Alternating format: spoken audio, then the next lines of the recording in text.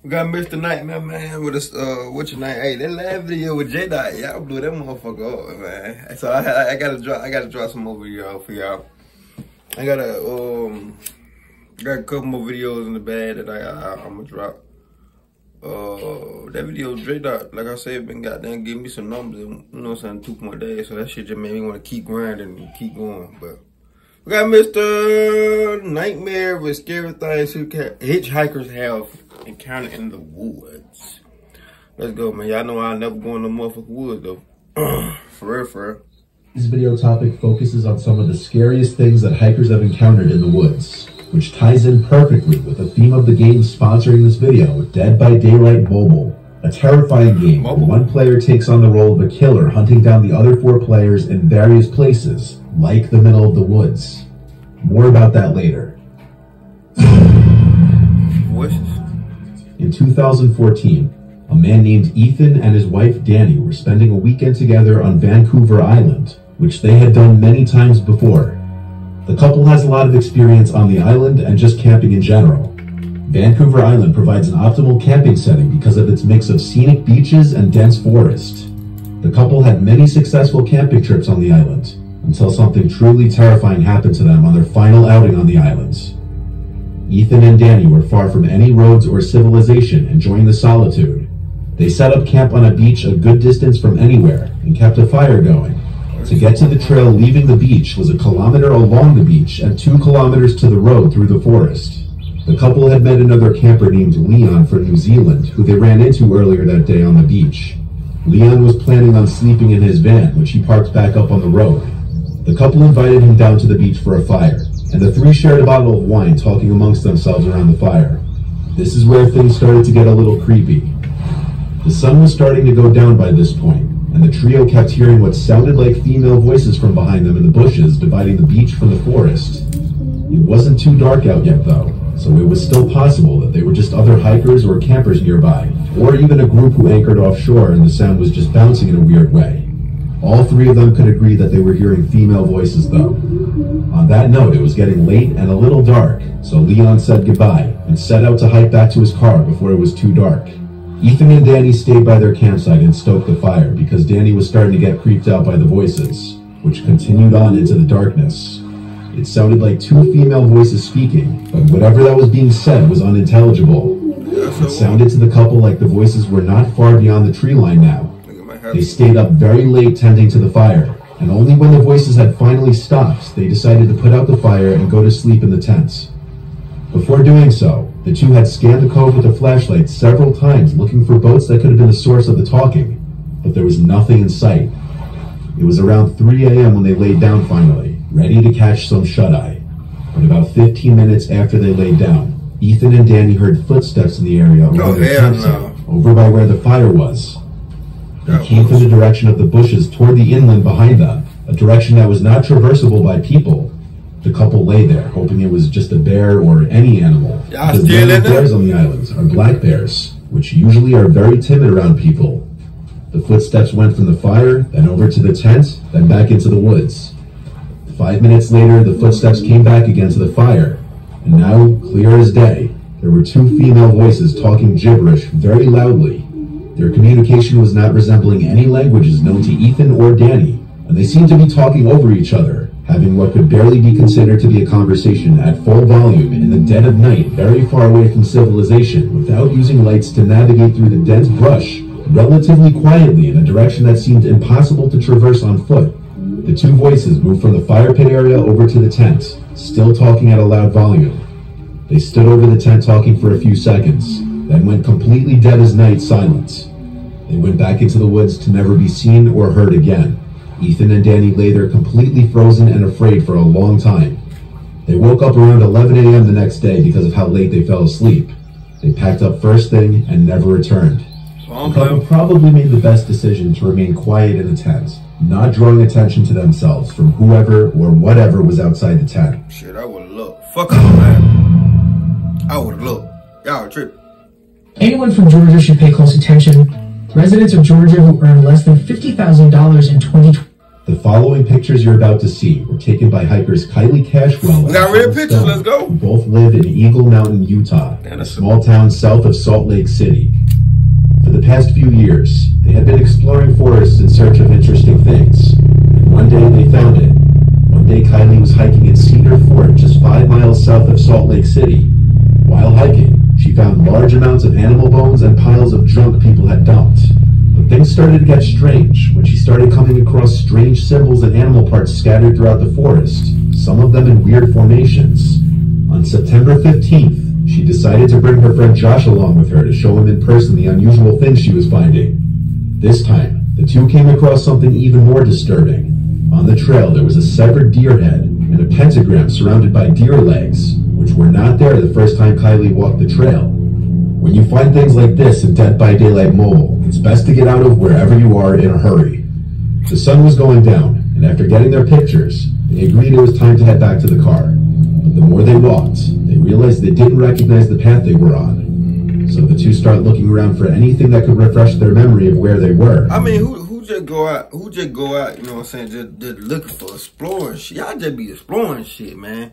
Well, y'all let be doing shit that they sell. But as it got dark out, the two accepted that they were lost. With nothing but their phone flashlights to navigate, they started getting the feeling they were being watched. As they picked up their pace, the two started to hear the trees and bushes moving at least 20 feet to their right, made more concerning by the fact that there was no wind that night. The two started to panic and hurried onto a trail they found, hoping it would take them back to Kylie's car. Just when things couldn't seem to get any worse, Kylie and Josh heard a scream so deep and horrific that it sounded neither human nor animal. The two sprinted down the trail, Kylie making a conscious effort not to look back, but Josh did. And Josh claimed to see a large black figure on the trail behind them, too big to be a human. The two made it to the car by some stroke of luck, losing whatever was chasing them. So they left the forest and went straight home. Upon doing research, Kylie found documents of common cult practices reported in those woods, as well as numerous murders and disappearances that happened in the area throughout the years. Like Ethan and Danny in the first story, Kylie has not returned since. Deep in the woods in northern Germany, two friends were hiking in an area formerly territory of the German Democratic Republic when they came across these strange periscope-like pipes protruding from the ground. Feeling either brave or foolish, they decided to investigate further. They discovered a doorway hidden behind several bushes, covered by a large wooden lid. What they found hidden beneath the ground is a pretty disturbing piece of history. The doorway led to a huge abandoned army bunker. There were several tunnels leading off in different directions, which intersected a long central corridor. There were so many different directions to go that exploring the place felt like going through a maze to the two friends. They tried not to stray far away from each other in fear of getting lost. That's how big the place was. As they ventured deeper into the structure, they came across German writing on the wall, which translated to help. But curiosity still got the better of them, and they continued deeper into the bunker. And as they did, the structure became more and more decayed. More writings were found on the walls, this time reading, "Hello Satan, I love you." Some of the rooms and corridors were flooded and smelled like sewage. They made their way into a very large room with a strange machine in the center. It's very possible the previous occupants had fled the bunker in a hurry, as there was a single shoe still stuck in the sludge on the floor. Why wouldn't someone have time to grab one shoe unless they were in a hurry? The structure was believed to be an old military bunker, possibly used for shelter by the Nazis during World War II. That's a long time ago. Seemingly leave in such a hurry. Why'd you Whether steal they them? were the ones who had written the warning messages on the walls is unknown. All things considered, this creepy abandoned structure would make a perfect hiding spot in Dead by Daylight Mobile. He promote like a motherfucker. In this last story, for the person's safety, Oh my god. My banking relationship was getting, well, complicated. So I broke up with my messy. refer to him as just Bill. Bill is an avid hiker who in 2016 was visiting his brother upstate New York near Downsville. Bill's brother owns a small house and a barn up there, and from time to time Bill and other family members would go up to visit. This was in the late fall, and so the foliage was already mostly orange, and more than half of the leaves had fallen off the trees. Bill was hiking a narrow trail which was not far from his brother's place. This trail is in the middle of a very rural area, and it connects from the occasional property to property. So when Bill stumbled across a duffel bag on the ground in the middle of the woods, it was a surprise. The duffel bag looked like it was relatively new. It didn't look dirty, as if it had been sitting in the woods for an extended period of time. There was a foul odor emanating from the bag, however, like something rotting inside. Bill assumed the worst, but he knew he had to open the bag to see what's inside in case it actually could have been a person. He was building up the courage to open the zipper to the bag, but before he could, he heard footsteps approaching from off the trail, and a voice saying, "That's mine, please don't touch it."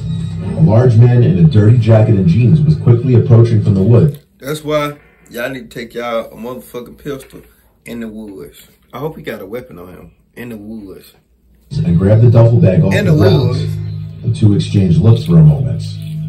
Bill told the man he assumed the bag was forgotten by someone, and the man told him he was storing his kill from his hunt in the bag. Even though Bill isn't a hunter, he knew it's standard to use a cooler for storing fresh kill, not a duffel bag of all things.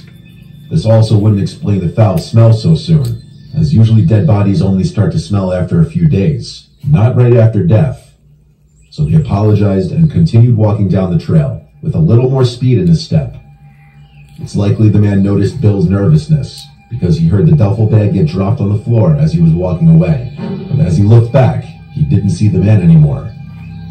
Bill nervously continued along the trail, taking out his phone to try to call his brother for an emergency pickup by the road, but he didn't have any reception in the woods. All he could do was press forward and avoid crossing paths with that man again.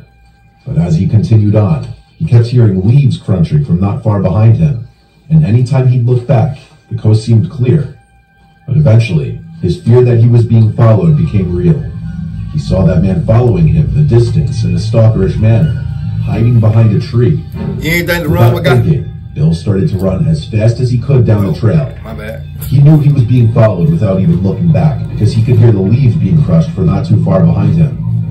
Bill came to an abandoned-looking property with overgrown grass, and having grown too winded to continue running, he attempted entry to the old house through the back door, and was able to get inside.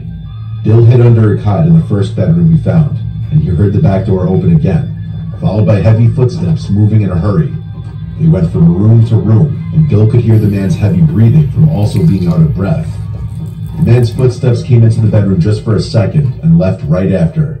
He didn't look under either of the two cots. Bill heard the back door to the house open and slam shut again, but he laid under the cot for another half an hour, not taking any risks. He only got up when he realized it would be dark soon, and he needed to get to a road to call for help. He proceeded to leave the house and run down the dirt trail by the house that was most likely once used as a driveway, which led him to a road. From here, he eventually hitched a ride with a passing car, who gave Bill a lift back to his brother's house, where Bill would call the local police department and report his encounter. Given the severity of the case, police would show up to the house to get a more detailed description of the man's face, the location it happened, and other information. Though it was never technically confirmed what was in that duffel bag, the rotting smell would already be clue enough. But the fact that the man so intently chased after Bill shows that he was hiding something that he didn't want any witnesses for, most likely dumping a dead body.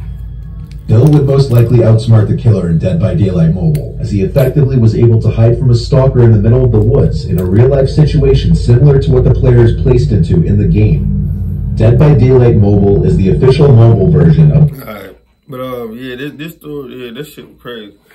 Damn, so he should have just got damn, not even real about the bag. I would have just hauled that, really. I see a bag like that looking new as fuck. I'm down. That being said, see y'all motherfuckers on that video, man. Let's ride, man. Let me know what video y'all want me to react to next, bro.